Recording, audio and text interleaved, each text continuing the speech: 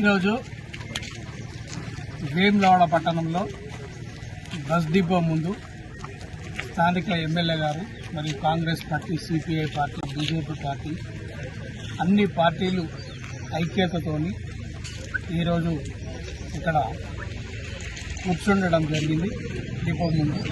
ఎందుకు అనంటే 42% రిజర్వేషన్ అసెంబ్లీలో తీర్మానించి ఇలా రాష్ట్ర గవర్నర్కు పంపిస్తే ఇలా అగ్రవర్ణాలు కొన్ని రాజకీయ పార్టీలు అడ్డుపడి ఒక బీసీ వర్గానికి 42% వస్తే ఇలా ఎంపీటీసీలు కానీ, జెడ్పీటీసీలు కానీ, ఇలా సర్పంచ్ కానీ, మున్సిపల్ చైర్మన్లు కానీ వారు బీసీలు ముందటికి వస్తారని వారిని అణగదొక్కే విధంగా ఇలా కొన్ని పార్టీలు కుట్ర చేస్తుంది. ఇక్కడ రాష్ట్రంలో అందరూ ఐక్యతగా ఉన్నా కూడా ఇలా కేంద్రంలో వారికి గవర్నర్కు ఇలా సపోర్ట్ చేయడం లేదు.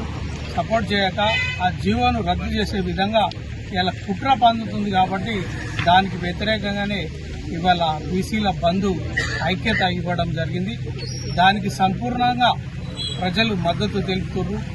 ఎందుకు అనంటే 52% ఉన్న బీసీలు ఐక్యతతో వారికి రిజర్వేషన్ కల్పిస్తే ఇవాళ కొన్ని అగ్రవర్ణాలు జీర్ణించుకోలేక ఇలా ఎట్టి పరిస్థితుల్లో వీళ్ళ నాపాలే ఒక మొలకం ఎత్తేటప్పుడే మొత్తం మొలకను పీకేయాలనే ఉద్దేశంగా ఇలా పెరిగితే వృక్షాలు అవుతాయని బీసీలు అణగారిన కులాలను ఇలా అణగదొక్కే విధంగా ఇలా కొన్ని పార్టీలు ఉన్నాయి. కాబట్టి వారికి బుద్ధి చెప్పే విధంగా ఇప్పుడు వాళ్ళ పార్టీలో కూడా బీసీలు ఎంతో మంది ఉన్నారు.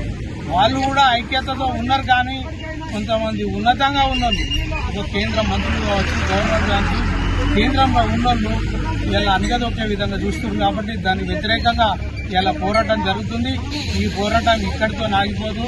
ఇలా భారతదేశంలో ప్రతి ఒక్క బీసీ బిడ్డ ముందటికి వచ్చి పోరాటం చేస్తారు. తప్పకుండా రిజర్వేషన్ సాధించే విధంగా ప్రతి ఒక్కరు ముందంజలో ఉంటారు అని కూడా నేను మనవి.